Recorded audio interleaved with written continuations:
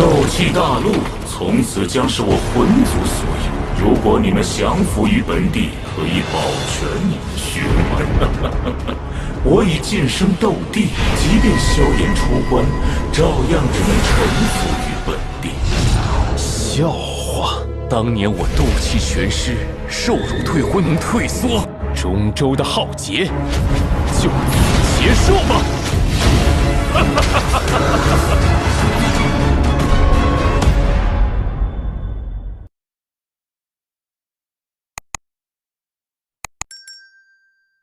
！Melawan alam langit yang tak tertandingi. Bab 58, melompati level untuk membunuh rubah setan 5. Ekspresi ketakutan melintas di mata berwarna darah rubah iblis. Sekarang dia terluka parah. Dia tidak bisa menghindari serangan Xiao Yan sama sekali, dan cakarnya tiba-tiba meraih ke depan, melakukan perjuangan terakhir, tetapi setelah kalah juga, banyak darah, bagaimana mungkin ada kekuatan untuk melawan.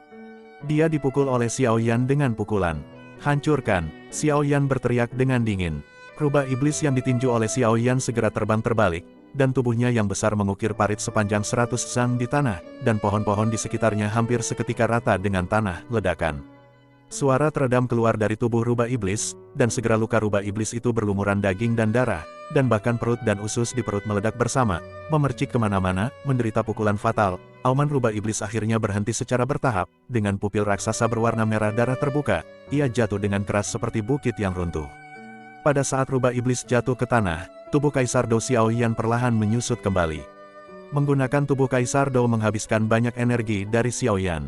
Baru saja, itu adalah pukulan kekuatan penuh, dan Xiao seluruh tubuh Yan mati rasa dan lumpuh. Ketika dia turun, dia tidak peduli dengan darah yang berceceran di lantai, dia hanya berbaring tegak, terengah-engah. Setelah berbaring di tumpukan batu untuk waktu yang lama, Xiao Yan perlahan mendapatkan kembali kekuatannya. Dia mengangkat kepalanya dan melihat mayat rubah iblis besar tidak jauh. Dia tidak bisa menahan rasa takut yang tersisa di hatinya. Jika bukan karena rubah iblis ini yang terluka parah, jika bukan karena rasa sakit yang parah yang membuatnya kehilangan akal, dan jika dia tidak dipromosikan ke puncak tahap tengah bintang 1 Kaisar Dou belum lama ini, saya khawatir dia akan benar-benar ditanam di sini hari ini. Si kecil, itu tidak buruk, dia benar-benar membunuh monster dengan kekuatan menengah di tahap akhir Dou di bintang 1 manusia. Meskipun monster ini terluka lebih dulu, kekuatan serangannya tidak lemah. Cek tes, aku sekarang mengerti sesuatu. Suara Zan tua terdengar di benak Xiao Yan. Di hadapan pujian Zan Lao, Xiao Yan hanya tersenyum pahit dan tidak mengatakan apa-apa. Jika rubah iblis seperti gunung ini tidak terluka hari ini, mungkin Xiao Yan tidak akan begitu santai, dan dia bahkan mungkin akan terluka, jatuh di sini, tapi pertempuran semacam ini perasaannya benar-benar keren. Setengah jam kemudian, Xiao Yan perlahan membuka matanya, meskipun telapak tangannya masih sedikit mati rasa, semangat juang di tubuhnya berangsur-angsur terisi kembali. Energi di sini cukup bagus. Setelah bergumam, Xiao Yan berdiri, berjabat tangan, dan mengerutkan kening. Fenjue versi lengkap saat ini tidak tahan dengan konsumsi saya, itu hanya mendukung saya sekarang. Setelah lebih dari 10 menit pertempuran, jika rubah iblis ini bertahan lebih lama, aku mungkin orang yang jatuh. Yah. Itu benar-benar sampah, tapi setelah jue pembakaranmu berevolusi menjadi jue dingin, aku percaya bahwa konsumsimu saat ini tidak ada artinya sama sekali. Untuk ini, Old Zan cukup mendukungnya. Xiao Yan hanya mempelajari Fen Jue. Di antara mereka, untuk mengembangkan Fen Jue menjadi jue dingin, dia perlu menyerap 3 hal aneh. Pada saat itu, konsumsi ini benar-benar tidak ada apa-apanya. Hei, aku tidak tahu kapan api yang berbeda ini benar-benar dapat bergabung dan menjadi api langit yang sebenarnya. Xiao Yan menghela nafas, tetapi dia tidak berharap versi lengkap Fen Jue ini menjadi kenyataan di benua Doudi. Xiao kelemahan Yan, sambil menggelengkan kepalanya sambil menghela nafas, Xiao Yan berjalan ke rumput merah darah, dengan hati-hati mengambil rumput merah darah, memasukkannya ke dalam botol batu giok kecil, memasukkannya ke dalam cincin Na, merasakan energi darah yang terkandung di dalamnya. Xiao Yan tidak bisa menahan diri untuk tidak menggigil. Setelah mengumpulkan rumput berdarah, Xiao Yan melihat sekeliling lagi dan menemukan bahwa masih banyak bahan obat berharga di sekitarnya. Mengumpulkan cabang, mata Xiao Yan berbinar, sebenarnya ada cabang roh berkumpul di sini. Ini benar-benar tidak membutuhkan usaha sama sekali. Xiao Yan juga sangat senang saat menemukan 2 herbal sekaligus. Bergegas maju, setelah mengumpulkan cabang juling dan bahan obat di sekitarnya, Xiao Yan mengeluarkan belati dari cincin, pergi ke mayat rubah iblis kecubung, dan memotong kepalanya. Setelah memotong kepala rubah iblis, inti iblis ungu muncul dalam garis pandang Xiao Yan. Sebenarnya ada inti sihir. Xiao Yan dengan senang hati mengeluarkan inti ajaib. Ini adalah pertama kalinya dia menemukan inti ajaib seperti itu. Dia melemparkannya dengan penuh semangat dan memegangnya di tangannya. Sedikit kedinginan membuatnya menggigil, dan dia bergegas untuk berhati-hati. Pajak penghasilan. Inti ajaib dari rubah iblis kecubung juga dapat dijual seharga 2000 koin emas di pasar, tetapi kebanyakan dari mereka dibeli oleh alkemis. Xiao Yan secara alami sangat jelas tentang penggunaan inti ajaib, dan dia akan membutuhkannya ketika memperbaiki pil obat di masa depan. Ayo pergi, aku akan pergi mencari ramuan terakhir yang tersisa untuk berubah menjadi buah ajaib besok. Xiao Yan bergumam pada dirinya sendiri, ramuan terakhir juga yang paling penting. Xiao Yan meninggalkan tumpukan batu. Xiao Yan berjalan melalui hutan lebat dan bergegas kembali ke air terjun. Karena pertempuran sebelumnya, Xiao Yan berlumuran darah. Jadi pada saat ini, dia mengoleskan lapisan jus rumput di tubuhnya. Jus rumput ini bisa menutupinya, bau darah dan harus dimiliki di hutan. Setelah berjalan beberapa saat, langkah Xiao Yan tiba-tiba berhenti. Dia sepertinya memperhatikan bahwa ada suara samar tidak jauh dari kirinya. Alisnya sedikit berkerut, mata Xiao Yan menyapu, dan kemudian dengan cepat bergegas ke hutan di sampingnya, mengambil keuntungan dari celah di rumput untuk perlahan-lahan melihat keluar. Tidak lama setelah Xiao Yan bersembunyi, dua sosok perlahan muncul di garis pandang Xiao Yan. Ketika matanya yang bergerak menyapu dada keduanya, ekspresinya sedikit berubah, dan dia berkata dengan suara rendah, "Jadilah anggota sekte jahat." Xiao Yan melihat tanda di dada keduanya, yang merupakan simbol sekte jahat yang menyergap mereka hari itu. "Saya pikir, mari kita berhenti di sini. Jika kita melangkah lebih jauh, kita akan memasuki posisi dalam pegunungan Tianmo. Monster di sana dapat menamparkan kita sampai mati dengan tamparan." Seorang pria parubaya tampak sedikit khawatir. Mendengarkan kata-kata rekannya, pria parubaya lainnya mengangguk tak berdaya, dan berkata dengan memarahi, "Sial, di mana anak bernama Xiao Yan itu bersembunyi? Temukan anak itu, dan apakah itu hidup atau mati? Aku benar-benar tidak tahu mengapa. Aku mencari anak itu, mungkin sudah dimakan monster dan berubah menjadi kotoran, hehe. Hei, mungkin itu mungkin, tergantung pada usia pria itu, dia tidak terlihat seperti veteran hutan.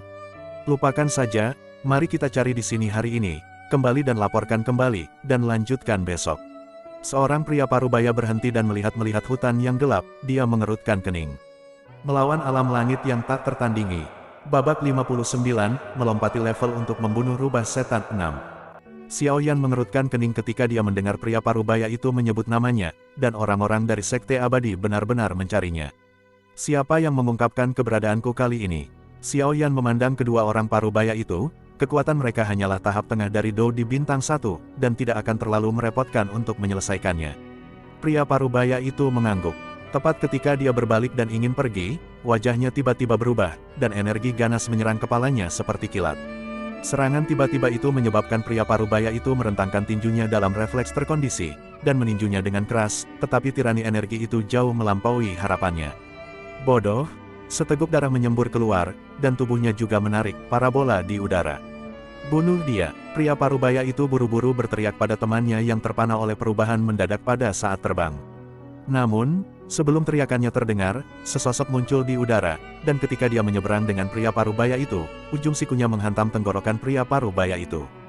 Hutan, bang, di udara, pria parubaya itu jatuh lemas dan terbanting keras ke tanah. Dari serangan mendadak hingga kematian pria parubaya itu, hanya butuh 7 atau 8 detik. Ketika pria parubaya lain pulih dari keterkejutannya, dia menemukan bahwa temannya telah kehilangan napas. Perbedaan kekuatan antara keduanya benar-benar terlalu besar. Dua orang parubaya yang berada di panggung tengah Kaisar Dou Bintang 1, bagaimana mereka bisa menjadi lawan Xiao Yan, puncak panggung tengah Kaisar Dou Bintang 1. Mengangkat kepalanya dengan kagum, pria parubaya yang hidup itu melihat dengan ngeri pada sosok yang berlumuran darah tidak jauh darinya, dan tergagap dan bertanya, "Siapa kamu? Mengapa kamu menyerang kami? Apakah kamu tidak mencariku?" Xiao Yan menjawab dengan dingin sambil berjalan menuju pria parubaya itu. "Kamu, Xiao Yan." Pupil matanya sedikit menyusut. Setelah pria parubaya itu meneriakkan namanya, dia tiba-tiba berbalik dan melarikan diri. Untuk bersiap meluncurkan, hisapan di belakangnya meroket, dan sinyal menyala di tangannya, keluar. Xiao Yan menangkap bom sinyal dengan backhandnya, memasukkannya ke dalam ring penyimpanan, menendang telapak kakinya dengan keras, dan menembak pria parubaya itu. Melihat kecepatan Xiao Yan yang cepat, kepanikan tak berujung melintas di wajah pria parubaya itu. Dia tersedak, mencabut pedang panjang dari pinggangnya, dan dengan keras menebas ke arah Xiao Yan. Dengan tubuhnya sedikit ke satu sisi, dia dengan mudah menghindari serangan pria parubaya itu. Xiao Yan menendang dengan kaki kirinya seperti kilat, dan menendang perut bagian bawah pria parubaya itu dengan tendangan yang kejam. Perut bagian bawah dipukul dengan keras, pria parubaya itu mengerang, jejak darah menyebar dari sudut mulutnya, dia terhuyung mundur beberapa langkah, sesosok melintas di depannya, dan pedang panjang di tangannya diambil. Sepotong benda es terpasang, bergerak lagi, potong lehermu. Suara iblis terdengar di telinga pria parubaya itu, dan pria parubaya itu membeku di tempat. Kamu membunuhku, Sekte Abadi tidak akan membiarkanmu pergi. Keringat dingin muncul di dahinya, dan suara pria parubaya itu sangat kering. Jadi bagaimana jika kamu tidak membiarkanku pergi, bahkan jika kamu tidak menemukanku, cepat atau lambat, aku akan melakukannya sendiri, tetapi aku tidak berharap kamu menunggu begitu cepat. Dengan senyum mengejek, Xiao Yan berkata dengan ringan, jawab, saya punya beberapa pertanyaan. Kamu tidak punya hak untuk memilih. Xiao Yan tersenyum dan mendekatkan pedang panjang itu, percaya atau tidak, aku menggambar lebih dari selusin noda darah di tubuhmu, dan kemudian melemparkanmu ke sarang semut pemakan mayat. Mendengar ini, wajah pria parubaya itu menjadi pucat dan sudut kakinya terus bergetar, dia tidak menyangka bahwa pemuda di depannya akan begitu kejam. Apa yang ingin kamu tanyakan? Katakan padaku, dari mana kalian tahu tentang keberadaanku? Xiao Yan bertanya sambil tersenyum. Kami baru saja menerima perintah dari atasan kami untuk menangkap Anda, dan keberadaan Anda juga diberikan kepada kami oleh atasan Anda. Adapun bagaimana atasan Anda mengetahui keberadaan Anda, saya tidak tahu. Melihat pria parubaya yang tampaknya tidak berbohong, Xiao Yan sedikit mengernyit, berapa banyak orang yang dikirim Sekte Abadi untuk menangkapku sekarang. Setelah menelan seteguk air liur, pria parubaya itu berkata dengan susah payah, karena kami menerima perintah dari atasan kami untuk menangkapmu, Subhelm langsung mengirim semua anggota Sekte Iblis di kota awan iblis. Petik 2. Haha, aku tidak menyangka mereka akan membuat langkah besar, aku benar-benar meremehkanku. Dia tersenyum lembut, pupil mata Xiao Yan. Niat membunuh. Pertanyaan terakhir, berapa banyak orang yang Anda miliki di Demon Cloud Town, dan bagaimana kekuatan Anda? Sekte Imo memiliki lebih dari 50 orang di kota awan setan, dan lebih dari 30 orang seperti saya, kebanyakan dari mereka adalah pemula atau perantara di tahap tengah Kaisar Do Bintang 1. Hanya Subhelm yang ada di tahap tengah, dari Do di Bintang 2, dan kekuatannya sangat kuat. Pria parubaya itu memutar matanya, dan di telapak tangan yang terkulai, belati diam-diam terlepas dari lengan bajunya.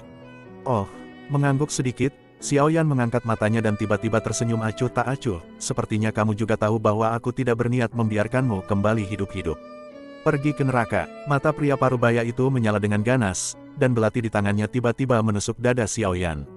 Dengan senyum tipis, Xiao Yan terbang ke belakang, dengan pedang panjang di tangannya, dia menarik secara acak, dan jejak darah muncul di bilahnya.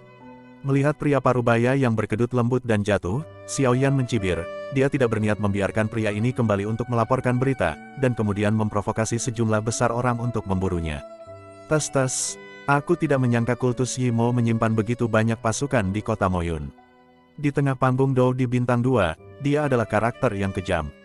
Dengan senyum dingin, Xiao Yan dengan hati-hati melepaskannya, jejak pertempuran di dekatnya. Setelah selesai, mereka mengangkat tubuh mereka dan melemparkannya ke jurang di kejauhan. Santua, sepertinya kita harus mempercepat perjalanan kita ke pemakaman domain iblis. Melirik ke jurang maut, Xiao Yan bertepuk tangan dan cemberut.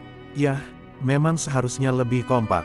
Tawa samar Old Zan bisa terdengar dari dalam pagoda ring neutron Chen Suling. Saya menantikan untuk melihat apa yang ada di pemakaman domain iblis yang dapat membuat Kaisar Do Bintang 1 naik ke tingkat bintang kedua. Xiao Yan cemberut dan berkata, apakah dia bisa dipromosikan menjadi Do Bintang 2? Kaisar, akan sangat membantu untuk pembagian Sekte Iblis Yi di kota awan iblis. Tuan tidak akan begitu mengerikan lagi, jadi itu adalah hal yang paling penting untuk meningkatkan kekuatannya sesegera mungkin. Bersambung, terima kasih sudah menonton dongeng Donghua Battle Through the Heaven ini, jangan lupa untuk subscribe dan like, terima kasih sampai jumpa di video berikutnya.